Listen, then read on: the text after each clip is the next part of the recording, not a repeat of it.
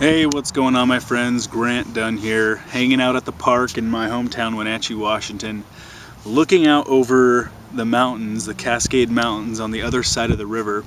We have Columbia River running right through our town, and I'm looking at something that's happening that I've never seen in my life. Nothing like this before.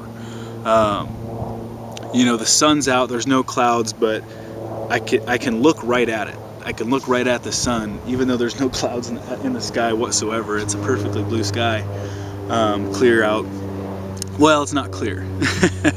See, it's Tuesday now, and Saturday night we had this horrific, ridiculous, crazy loud lightning storm, thunderstorm. And I'm talking, you guys, lightning that was just, it was close. It looked like it was hitting right down in the valley where there's homes and stuff, and it was just, they were huge. I mean, there's pictures going around on Facebook that are just unbelievable, some of these lightning strikes. In fact, my boss, okay, he's been in the valley for, well, he's, grew up here. He's about 45 years old. He says he's never seen a lightning storm like that in his life, especially in this valley.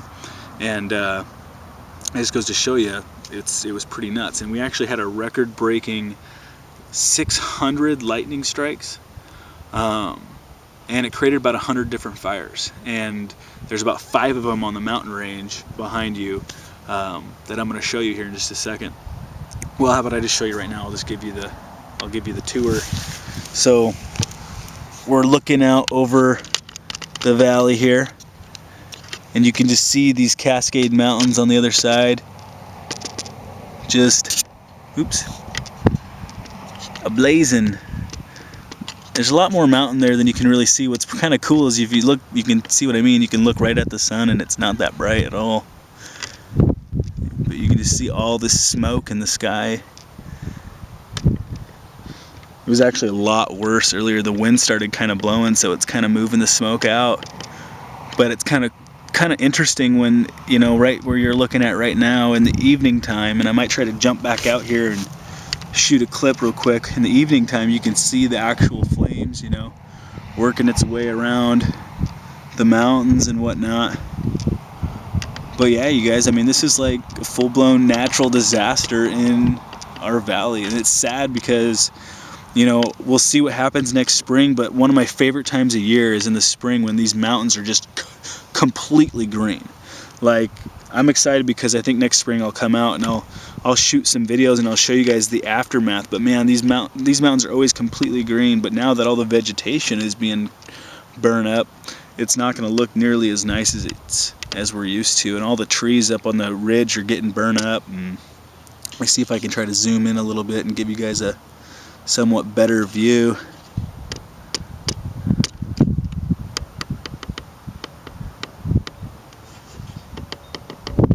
Unfortunately, this thing is kind of a pain in the butt.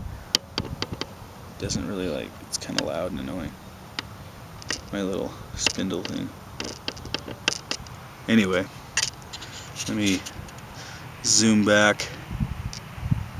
So pretty crazy stuff going on, you guys. And I was looking at this fire going on. It's been going on now, like I said, for the last 3 days, and kind of just looking at some of the destruction and what's happened, and the thinking, and I can't help but to think that this is a lot like what happens in our personal lives.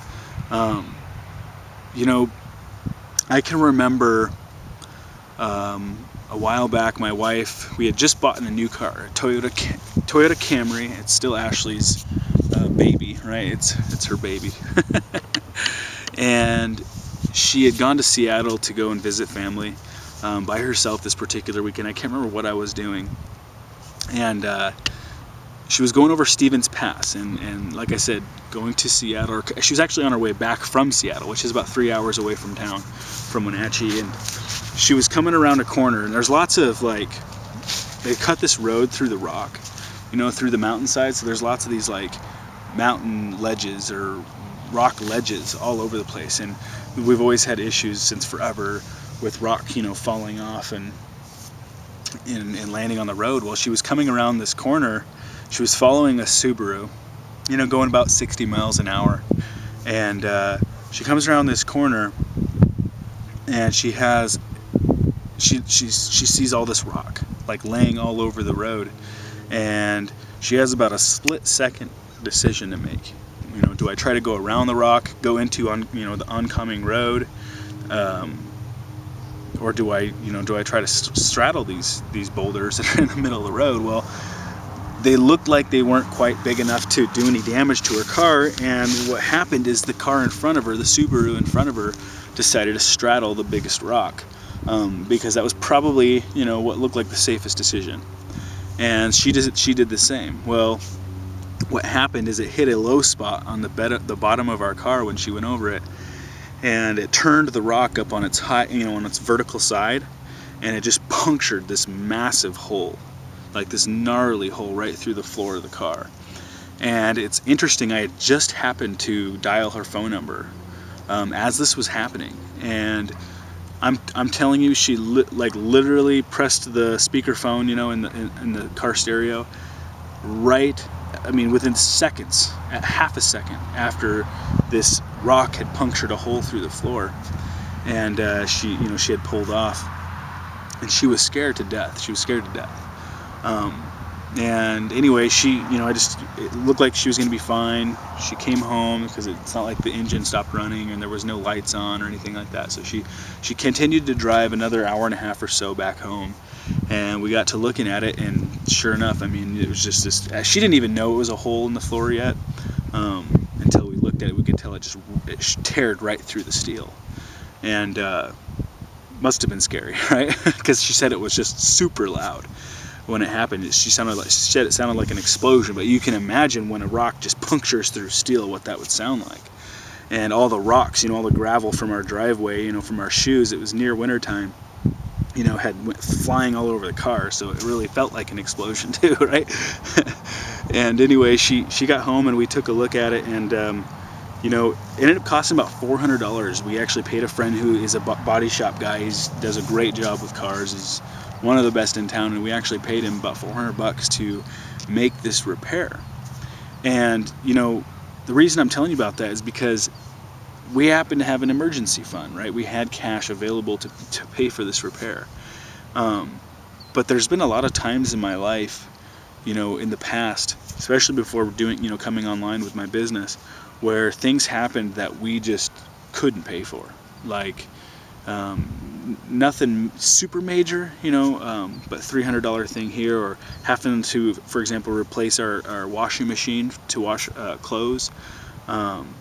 We've had to finance that and things like that in the past because we didn't have the funds to do it. And that's a lot of the reason why I came to the internet, to build my own business so that I could be responsible for my own wealth, and when something happened, a disaster or a minor disaster in our lives, we had the finances to cover it, and we didn't actually have to go into debt over it, And I know that a lot of you who are watching this, you found me through my marketing, you're on my list, maybe you just got on my list and you're just getting to know me a little bit.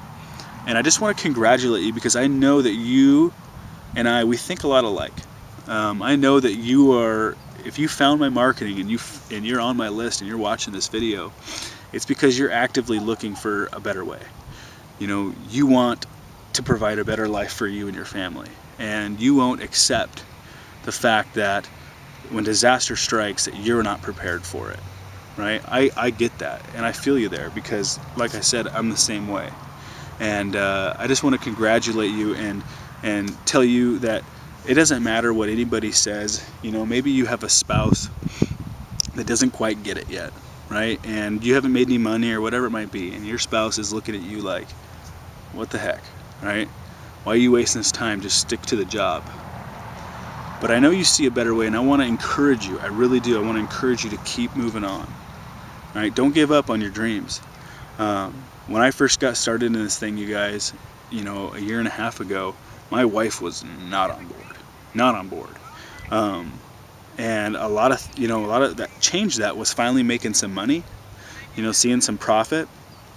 And now we're actually going to go down to San Diego here in a couple of weeks, and she's talking about possibly going to work with me and helping me build the business. So things will change, and I just want you to know that I'm here for you. I'm on your side.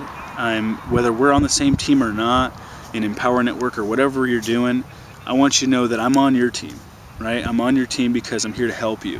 You know, a lot of the times through these emails that I send out to my list, you know, I'm showing some strategies that I've used. Maybe I'm showing an ad on Facebook that I created that's converting well, and some capture pages that are converting well, and different programs that I use to make money. And I just want to encourage you to pay close attention to what I'm doing, because I'm doing it, yes, to earn money. This business is to make money, but most importantly, it's to help you, right? Because I know that in this business and in anything in life, you know, the more I can give to you, the more I'm gonna receive eventually anyway, right? It's you got to give before you can receive. That's just the way it works, and that's why we're here. That's why I'm here. I'm on your team, and I appreciate you. I love you, and my goal is that when a disaster happens in your life, because they will come, you have the necessary resources to take care of it, and not to be in a stressful situation where you have to go into debt over something stupid, or borrow money from somebody, or just not be able to take care of the issue. It's not always about being rich. Sometimes it's just about taking care of what needs to be taken care of, right? All right, so I'm going to give you a better view of what's going on here, and kind of show you a little bit better view of, you know, where I live, my valley, my town, my place I grew up, and all that stuff. And just kind of give you the 360 panoramic, right, of where I'm at, and I'll see you on the next video, right? So check it out. We're actually at the park. You can see there's kind of like some desert hills up there. That's like one end of the valley, or one side of the valley we're in.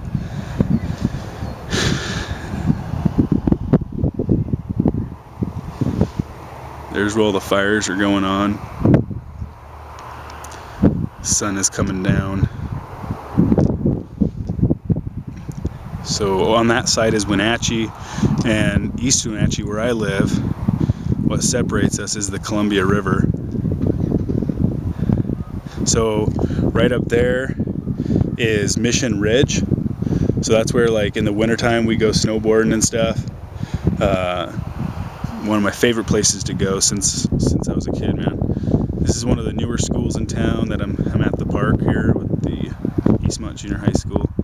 And I actually, if you're looking at those houses right there, I actually live just a couple blocks over here, right? So just a couple blocks up is where my house is. But yeah, this is it. I don't know if you guys can hear that. Can you hear the helicopter? You got these helicopters dumping water on the fire, trying to protect the homes and stuff. They've had level 3 and level 2 evacuations so far, with like 60 plus homes. It could be more than that by now. But anyway, you guys, thanks for watching the video. Thanks for hanging out, and, you know, thanks for just being you. Peace out.